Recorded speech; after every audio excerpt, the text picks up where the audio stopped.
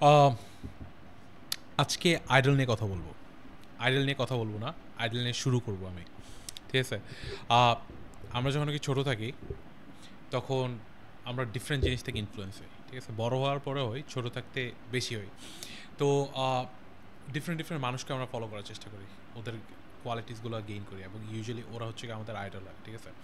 যদি তুমি 90s-এর কিড হয়ে থাকো, ডেফিনেটলি ডেফিনেটলি রেসলিংয়ের একজন সেখানে আছে। আন্ডারটেকার হইতে পারে, অথবা কেইন, অথবা Rock, Steve Austin, triple H, John Cena. এখন সবাই ইউএফসি ফলো করতেছে। সো আমি জানি না, আমার মনে হয় বাংলাদেশে অ্যাটলিস্ট যারা ইউএফসি দেখে তাদের 90% মানুষের খাবিবকে ভালো লাগে। ঠিক আছে? খাবিবের মতো হইতে চায়। তো ওই আমাদের যারা আইডল থাকে, আমরা ওদের মতো ট্রেন করি, আমরা ওদের মতো হইতে চাই। It's not only in terms of athlete or a sports person, it could be anyone else. It could be Elon Musk, it could be Jeff Bezos. ঠিক আছে? যে কেউ হইতে পারে। হলিউডের কোনো অ্যাক্টর হলে ওর মতো পার্সোনালিটি ট্রেড গেইন করার চেষ্টা করি। It's all about training. Idol থাকা খুবই ইম্পর্টেন্ট। হ্যাঁ, তো সবার এরকম আইডল থাকে কম বেশি, এবং ওদের মতো পার্সোনালিটিগুলো আমরা গেইন করতে চাই, এক কথায়। তবে আজকে আমি একটা ডিফারেন্ট টপিক নিয়ে কথা বলবো। আমি মনে করি 2025-এ বিশেষ করে জেনজিদের আইডল না, ওদের মনে একজন ভিলেন থাকা উচিত, এবং ওই ভিলেন থেকে 10 টাইমস বেটার হইতে হবে। ওই ভিলেনের যে কোয়ালিটিসগুলো আছে তার থেকে বেটার কোয়ালিটিস অ্যাচিভ করতে হবে। সে যে এডুকেশন ব্যাকগ্রাউন্ড থেকে আসতেছে, সে তার থেকে বেটার এডুকেশন ব্যাকগ্রাউন্ডে যেতে হবে, so that you can defeat him, not with guns, okay, with honesty, with truth, with knowledge, with influence. এবং সেই ভিলেনটাও আজকে আমি দিয়ে দিব। সেটা অন্য কেউ না, সে আপাতত ওয়ার ক্রিমিনাল হিসেবে পরিচিত। সে বিশ্বের অন্যতম শাসক এবং সবচেয়ে জঘন্যতম মানুষ পৃথিবীর জীবিত। সে ডেভিল। ঠিক আছে? সে অন্য কেউ না, সে হচ্ছে গিয়া prime minister of Israel, prime minister Benjamin Netanyahu. 2023 October থেকে 2025 অক্টোবর পর্যন্ত প্যালেস্টিনিয়ান হত্যার সংখ্যা 66,148। আরেক জায়গায় আরেকটা রেফারেন্সে এই নাম্বারটা আসছে 67,000 প্লাস। এবং এর মধ্যে থেকে ম্যালনিউট্রিশনে মারা গেছে 455 জন, এবং এই 455 জনের মধ্যে থেকে 151 জন হচ্ছে গিয়ে শিশু। আরেকটা নাম্বার শেয়ার করতে চাই, সেটা হচ্ছে অ্যাকর্ডিং টু উইকিপিডিয়া এ পর্যন্ত জার্নালিস্ট মৃত্যুর সংখ্যা হচ্ছে 274। আল জাজিরা, ওখানে এই নাম্বারটা হচ্ছে 273। অতএব 273 অথবা 274 জন জার্নালিস্ট মারা গেছে একটা ওয়ারের মধ্যে, তাদেরকে হত্যা করা হয়েছে। ওর কিচ্ছু করা হয়নি, প্রাইম মিনিস্টার নেতানিয়াহুকে কিচ্ছু করা হয়নি।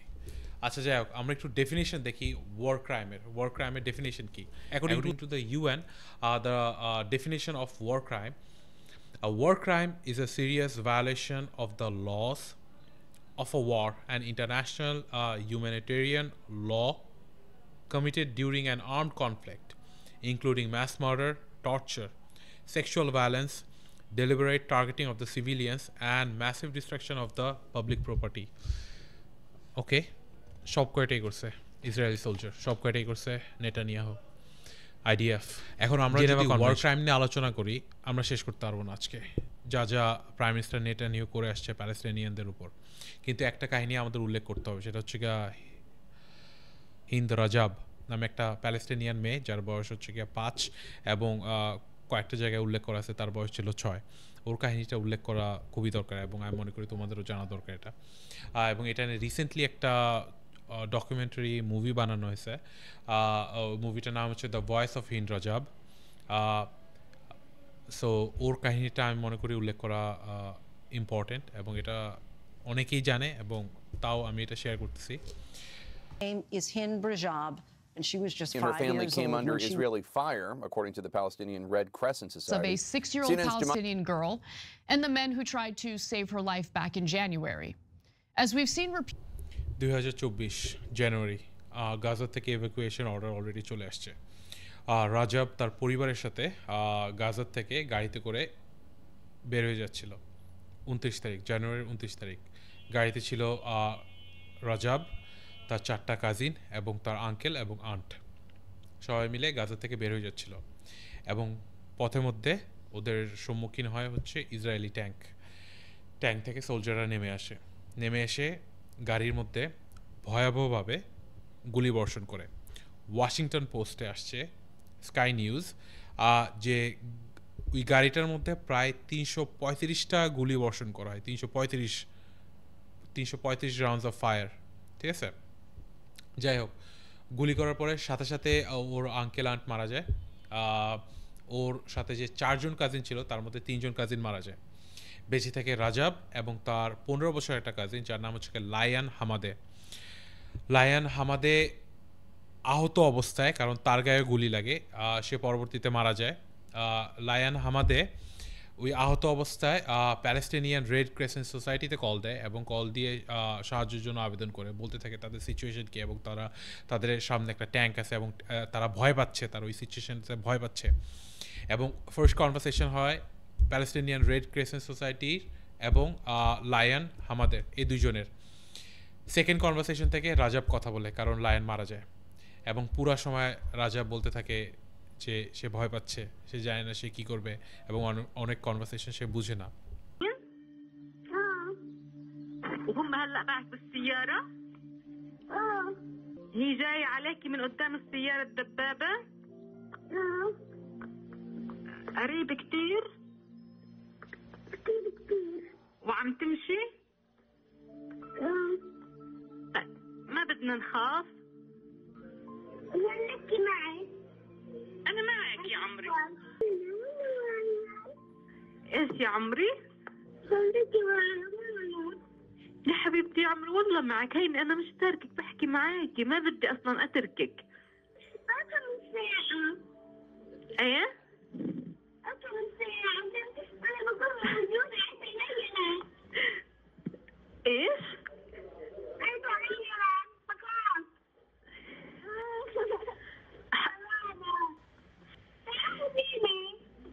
حبيبتي والله لو بإيدي لأجيكي. نحكي يا الله. الله. يا رب تحمينا. يا رب تحمينا. ডিসপ্যাচার, প্যারামেডিক্স, ওদের যাওয়ার জন্য ওই জায়গাটাতে পারমিশন নিতে হয় ইসরায়েলি সোলজারদের থেকে। তো পারমিশন নিয়ে সব কিছু করে ওদের খুঁজে পেতে ওদের অনেক টাইম লাগে। ঠিক আছে, অ্যাম্বুলেন্স এবং গাড়িটা পাশাপাশি পাওয়া যায় ফেব্রুয়ারির 10 তারিখে, এবং টোটাল ওর আঙ্কেল আন্ট, 4জন কাজিন, রাজাব এবং 2টা প্যারামেডিক্স যারা সাহায্য করতে চায়, সব কয়টা লাশ উদ্ধার করে ফেব্রুয়ারির 10 তারিখে।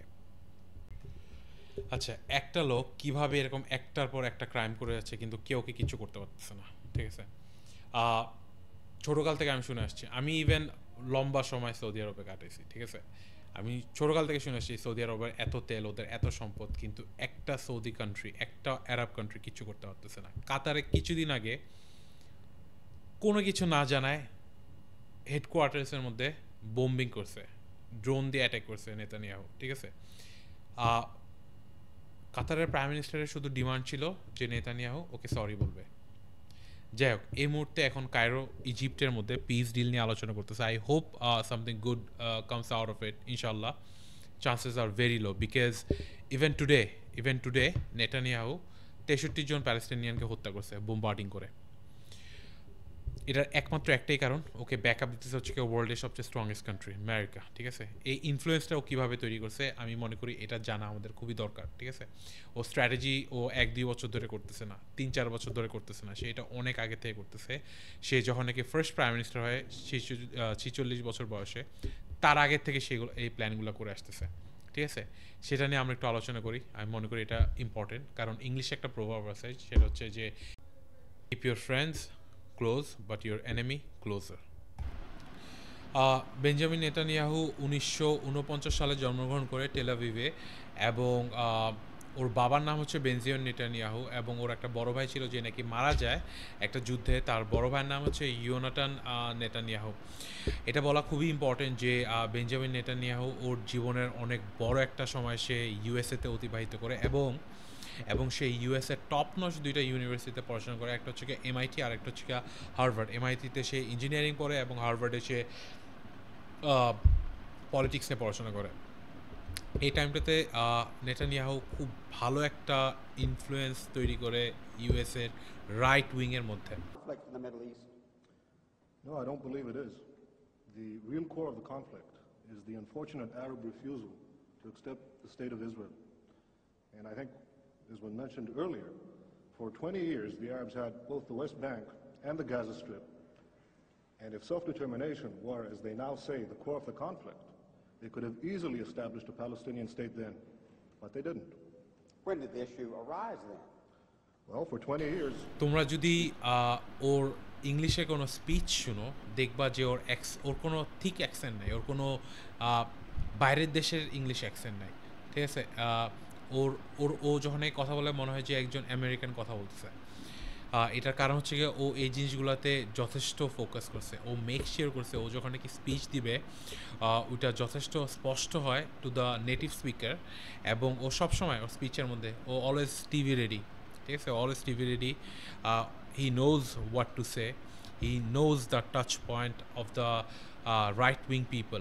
Genocide leveled against Israel is not only false, it's outrageous. Perhaps out of and decent obsession, people everywhere should reject perhaps it. with Qatari funding. On the eve of the What I International do Holocaust know is Remembrance. this: Charlie Kirk was a great man.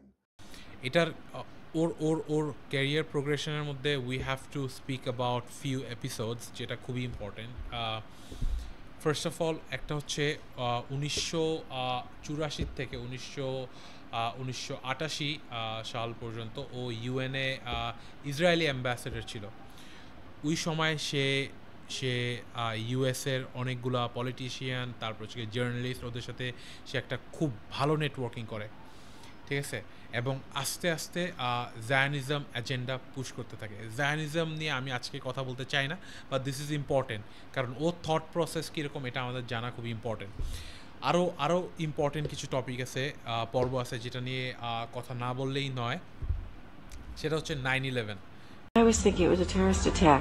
Immediately, there's speculation or cause for concern. This is the World Trade Center that was the center of a terrorist bombing some years ago. So the questions have to be asked, was this purely an accident or could this have been an intentional act? But either way, extensive damage has been done. What's this other jet doing? What's this other jet doing? Holy fuck! এই ঘটনাটা ঘটে তখন Netanyahu one of the major political figure, ঠিক আছে, in Israel. ও বারবার ওর political party নিয়ে এই জিনিসটা ঘোষণা করতে থাকে, একটা স্টেটমেন্ট খুবই পপুলার। সে বলতে থাকে Israel is on the front line of your war. ও ইউএসএকে বারবার বলতে থাকে যে Israel is on the front line, Israel is on the front line of your war. War against hmm? War against terrorist. Saddam's regime, I guarantee you that it will have enormous positive reverberations on the region. And I think that people sitting right next door in Iran, young people, and many others will say, the time of such regimes, of such despots, is gone. There is a new age, something new is happening. And that is speculation on your part, or you have some evidence to that effect? এখানে clearly Zionism agenda push করতেছে, বুঝাইতে যাচ্ছে যে Israel তোমাদের যে যুদ্ধ সেখানে Israel তোমাদের সাথে থাকবে, ফ্রন্ট লাইনে থাকবে, ঠিক আছে। এবং এটা বলে বলে ও রাইট উইংয়ের অনেক বড় একটা অডিয়েন্স সে গেইন করে, অনেক বড় একটা অডিয়েন্স সে গেইন করে। এবং সবাই মনে করে ওর এই আচরণটাকে প্যাট্রিয়টিজমের সাথে তুলনা করতে থাকে, যে এটা ওর মানে ভালোবাসা ইউএসের জন্য। যদি ফলো করে থাকো, চার্লি কার্ক কিছুদিন আগে মারা গেছে, ঠিক আছে, ওকে অ্যাসাসিনেট করা হয়েছে। অসাধারণ একটা মানুষ ছিল, ঠিক আছে। অনেক গুরুত্বপূর্ণ টপিক নিয়ে সে কথা বলতো, অ্যাবর্শনের এগেনস্টে সে কথা বলতো, সে ট্রান্সজেন্ডারদের এগেনস্টে কথা বলতো, আরও সমাজে অনেক ভয়ঙ্কর জিনিস ঘটতেছিল যেটার এগেনস্টে সে কথা বলতো, ঠিক আছে। অনেক ভালো জিনিসের পক্ষে সে কথা বলতো। কিন্তু এই লোকটা ভয়াবহভাবে প্যালেস্টাইনের বিপক্ষে ছিল। এটার কারণ কি? কারণ রাইট উইংয়ের ছিল, এবং রাইট উইংকে খুব হাইলিভাবে ইনফ্লুয়েন্স করছে হচ্ছে বেঞ্জামিন নেতানিয়াহু। ঠিক আছে, এটা ওর one of the biggest strategy. Benjamin Netanyahu is the enemy of humanity. Okay, এতে কোনো সন্দেহ নাই, সে পুরা সমগ্র মানব জাতির শত্রু এই মুহূর্তে। ঠিক আছে, এবং ওর বিচারের সম্মুখীন হতে হবে। আজকে ইসরায়েল প্যালেস্টাইনের সাথে যেটা করতেছে, আমি গ্যারান্টি দিতে পারবো না যে কালকে আমাদের নেইবারিং কান্ট্রি আমাদের সাথে এটা করবে না। এবং আমরা যদি যথেষ্ট স্মার্ট না হই, যথেষ্ট কেপেবল না হই, যথেষ্ট শিক্ষিত না হই, যথেষ্ট নলেজেবল না হই, তাহলে নির্দ্বিধায় আমাদেরকে এরকম জেনোসাইড করা হবে, এবং আমাদের বসে বসে দেখা ছাড়া আর কোনো উপায় থাকবে না। হয়তো বসে বসে তখন অন্য country.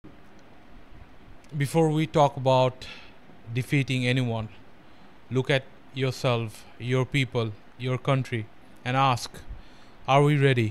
Are we united? Are we strong in knowledge, discipline, and do we have the love for each other to make the sacrifices that is needed? As human, we are taught to know our history, our story, which is full of light, not revenge. We don't defeat darkness by becoming darker. We defeat it by bringing more light to the world. From the small corner of the world, let the world see who we are. We are honest, we are creative, we are disciplined, educated, fearless. Every young becomes a voice for the truth, a creator of ideas, a builder of justice. The world will have to listen.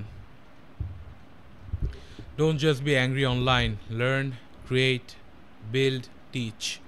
Become a doctor, an engineer, a journalist, a filmmaker, an honest politician. Whatever makes you useful to the world, let your excellence be the protest. Let your contribution be your weapon.